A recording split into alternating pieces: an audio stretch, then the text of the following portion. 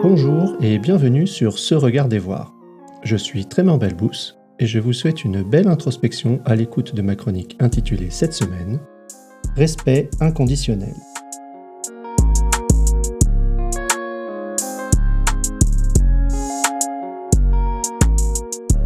Respect inconditionnel. Autocensure pertinente. C'est le 5e et dernier article de cette série qui a émergé lorsque j'ai vu la manière dont l'autocensure s'insinuait dans ma vie et les différentes formes et effets de celle-ci. Dans Victime d'autocensure, j'ai proposé 4 dimensions en dynamique, combinaison du fait de me censurer ou de ne pas le faire, dans les cas où cela est pertinent et ceux où ça ne l'est pas. J'ai nommé ces 4 zones violence, il n'y a pas d'autocensure mais ce n'est pas pertinent. Non dit, il y a autocensure mais ce n'est pas pertinent. Parler vrai, il n'y a pas d'autocensure et c'est pertinent. Respect, il y a autocensure et c'est pertinent. Cette zone était nommée discernement jusqu'à maintenant. Même si chaque article est indépendant, je vous invite à écouter ou réécouter les 4 premiers. Victime d'autocensure, violence verbale, non-dit assourdissant, parler vrai libérateur. Cette semaine, je m'observe dans la zone du respect inconditionnel, évoluer sur le fil de l'acuité relationnelle. Cet espace est une forme d'expression d'un respect inconditionnel profond et sincère, la sagesse. Une expression de la finesse des sens, de la conscience de soi, des autres et du contexte, l'acuité relationnelle. Une manifestation du détachement de la satisfaction de ses besoins immédiats au bénéfice d'une dynamique collective, générative à long terme. Que représente pour vous l'autocensure pertinent ? Comment cela s'applique-t-il dans votre quotidien ? Évoluer sur le fil de l'acuité relationnelle. En quoi mon action de parole contribue-t-elle à cet instant à une société humaine et bienveillante dans le futur ? Je quitte la zone du respect inconditionnel dès que, dans le contexte, je perds le sens de la censure et de la pertinence. Pour préserver le respect inconditionnel, je façonne et affine ma qualité de conscience, mon acuité relationnelle et contextuelle. Je m'efforce de pratiquer chaque jour à créer un cercle vertueux, une dynamique générative pour le futur qui participe au renforcement du lien au lieu de la détérioration de la relation, à l'établissement de la confiance au lieu de la méfiance et de la défiance, à la parole consciente, exprimée ou tue, en remplacement de la loi du silence ou de la violence verbale.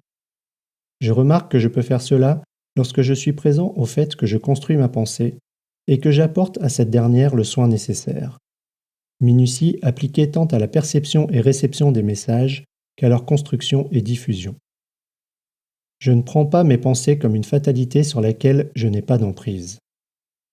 Dès l'instant où je perds cette attention, il devient plus difficile, voire impossible, de rester dans cette dimension.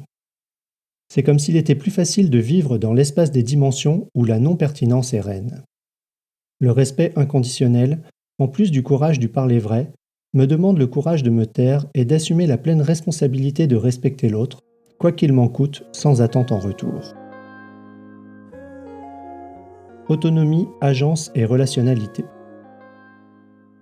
Dans un groupe, il me semble que l'acuité relationnelle, qui permet le respect inconditionnel, est un subtil équilibre dans un triangle dont les pointes sont l'autonomie, l'agence, faculté d'agir et la relationnalité.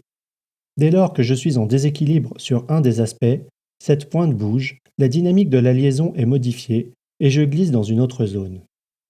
Zone dont les frontières dépendent elles aussi des personnes présentes. Il en est de même pour chaque personne impliquée.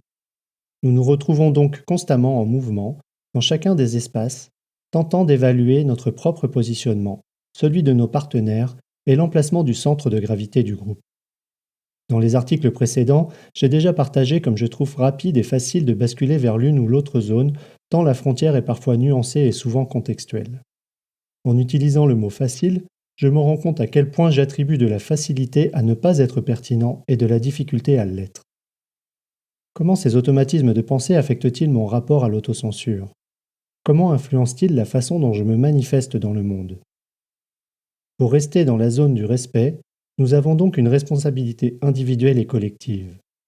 Encore une fois, les 6 invitations proposées par Marie-Ève Marchand dans son livre « Vivre en dialogue à l'ère du texto » prennent tout leur sens. 1. Accepter d'être en lien. 2. Écouter jusqu'aux os. 3. Suspendre nos présuppositions. 4. Questionner avec une curiosité chaleureuse. 5. Reconnaître le pouvoir de la parole et celui du silence. 6. Co-créer un sens nouveau, le plaisir du dialogue. En accédant à l'espace du respect inconditionnel, le groupe atteint un espace de flot collectif dans lequel la confiance et l'efficience créent le potentiel d'un futur génératif.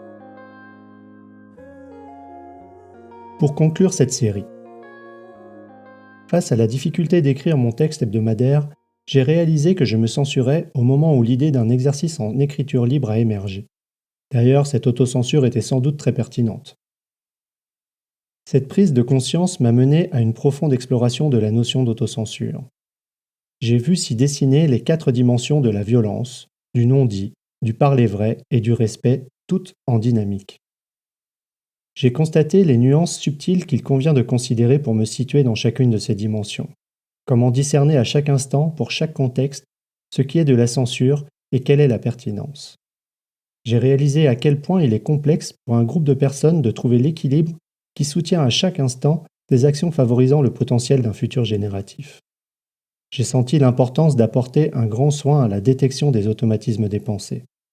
Je me suis façonné un outil, une grille de repérage, qui m'aide à me situer et à naviguer. Vous pourrez d'ailleurs la télécharger. Je savais déjà que mon intention guide mon attention. J'ai saisi toute l'importance de la clarté d'une intention sincère pour me situer. Se regarder voir et se voir regarder s'avère une pratique essentielle pour améliorer ma qualité de conscience. Et ma qualité de conscience s'avère être une aptitude essentielle pour améliorer ma pratique de se regarder voir et se voir regarder. Pour résumer,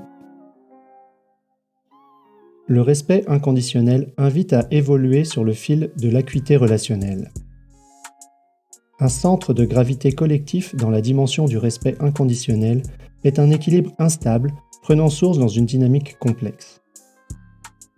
Les 6 invitations au dialogue favorisent un environnement adapté. La conscience de soi et une pratique délibérée de sa qualité de conscience sont une voie prometteuse. Qu'avez-vous exploré et découvert au cours de ce cheminement de quelques semaines sur le thème de l'autocensure ?